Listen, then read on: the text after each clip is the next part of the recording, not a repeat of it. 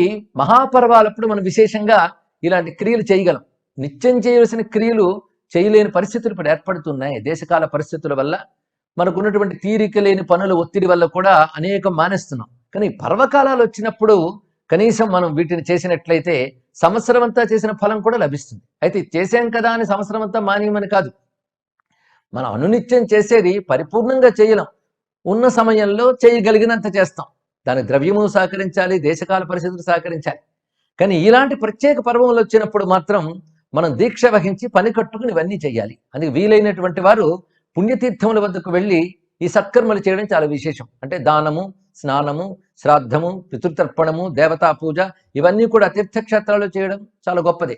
అవి చేత కానప్పుడు మన ఇళ్లలోనే మనం చేసుకోవాలి. అందుకే ఈ సమయంలో ఇంటిని కూడా పవిత్రంగా దేవతలకు ఆహ్వానంగా మంగళకరంగా శుద్ధి చేసుకుంటాం. పండగంటేనే భారతీయులకి శుభ్రం చేసినటువంటి ఇల్లు, మంగళ తోరణాలు, పసుపు రాసిన గుమ్మాలు అని చెప్పుకుంటాం. అవి ఈ రోజున విశేషంగా కనబడతాయి. అలాగే గంగిరెద్దులు వాళ్ళు ఇవన్నీ కూడా మనకి తర్వాత ఆచారాల్లో కూడా ఉన్నాయి. మన సంస్కృతిలో ఒక విడదీయరాని భాగం అయిపోయింది ఈ పర్వం, సంక్రమణ పర్వం. మనకున్నటువంటి పర్వములన్నీ సంస్కృతిలో భాగాలు. కేవలం మతపరమైన సంప్రదాయం మాత్రమే కాకుండా సంస్కృతి కూడా. ఆ మాటకొస్తే హిందూ మతమే గొప్ప సంస్కృతి. అదే హిందూ మతాన్ని కాపాడుకోవడం అంటే అర్థం తరతరాల భారతీయ సంస్కృతిని, సంప్రదాయాన్ని, ఈ దేశపు హృదయాన్ని కాపాడుకోవడం. ఒక్కొక్క పర్వంలో ఒక్కొక్క అందం కనబడుతుంటుంది. అంతేకాదు ఈ పర్వాలను ఆధారం చేసుకుని వచ్చినటువంటి కళలు కూడా చాలా విశేషంగా ఉంటాయి. రంగవల్లికులు ఎంత గొప్ప కళ నిజానికి ఆలోచిస్తే. ప్రతి ముంగిలి కూడా ఒక క్యాన్వాస్గా మారి ప్రతి స్త్రీ జగన్మాత రూపంగా ఆ రంగవల్లికులు దిద్దుతుంటుంది. కొన్ని చుక్కలు వేసుకుని కొన్ని ముగ్గులు దిద్దడం అనే కళ ఎంత గొప్పదో. ఆ కళలు అంతరించిపోకుండా చూసుకోవాల్సిన బాధ్యత కూడా పెద్దలది, ఇప్పుడున్న తరానిది కూడా. ఇందులో ఒక అద్భుతం ఉన్నది. అదేవిధంగా విశేషించి మనం గంగిరెద్దుల గురించి చెప్పుకున్నాం. గాలిపటాలు కొన్ని చోట్ల ఎగరవేస్తారు. ఈ గాలిపటాలు కూడా సూర్య సంకేతంగానే చెప్పబడుతున్నాయి. ఎందుకంటే సూర్య భగవానుడు ఇంతవరకు దక్షిణాయనంలో తన కాంతిని తగ్గించుకున్నాడు. ఇక్కడ నుంచి తన కాంతిని పెంచుతూ వెళుతూ ఉంటాడు.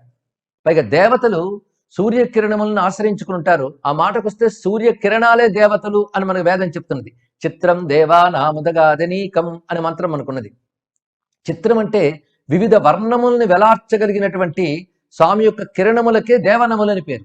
అంటే ఇవి లోక క్రీడని నిర్వహిస్తాయి, ప్రేరేపిస్తాయి లోకాన్ని. ఆ ప్రేరేపించడం చేత సూర్యుడు అని పేరు. శుంగ్ ప్రేరణే అనే ధాతువు ప్రకారం జగతిని ప్రేరేపించేవాడు సూర్యుడు. అలాగే సృష్టి కారకుడు, ప్రేరకుడు కనుక సవిత అని కూడా పేరున్నది. ఆ సూర్య భగవానికి సంకేతంగానే గాలిపటాలు వేడుకలుగా మనకు వచ్చాయి. మొత్తానికి వేదమునందున్నటువంటి ఆదిత్య రూప ఆరాధన ఏదైతే ఉన్నదో దాన్ని ఆధారం చేసుకుని పర్వమంతా రూపొందించబడినది. అది మన సంస్కృతిలో, ఆచారాల్లో, కట్టుబాట్లలో, ఆహార విహారాల్లో కలిసిపోయింది. అంతేకాదు ఈ రోజున ఆనందంగా గడిపినట్లయితే సంవత్సరం అంతా ఆనందంగా ఉంటాము అనేటువంటి భావం కూడా ఈ పర్వానుకున్న మహిమ వల్ల మనకి ఏర్పడింది. ఆ కారణం చేతనే బంధువులు, మిత్రులు అందరూ కలిసి ఒకరికొకరు శుభాకాంక్షలు చెప్పుకుంటారు.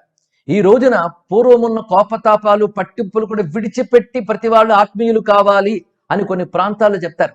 దానికి సంకేతంగానే ఈ తెల్ల నువ్వులు, బెల్లము మొదలైనవి ఒకరికొకరు ఇచ్చిపుచ్చుకుంటారు. ఇది కర్ణాటక, మహారాష్ట్ర మొదలైన ప్రాంతాల్లో మనకు కనబడుతూ ఉంటుంది. దీనివల్ల పరస్పర మైత్రి భావం కూడా ఏర్పడుతుంది. ఎందుకంటే సనాతన సంస్కృతిలో ఆధ్యాత్మిక అభ్యున్నతి హృదయంలో సంస్కారాలు ఉన్నప్పుడే వస్తుంది.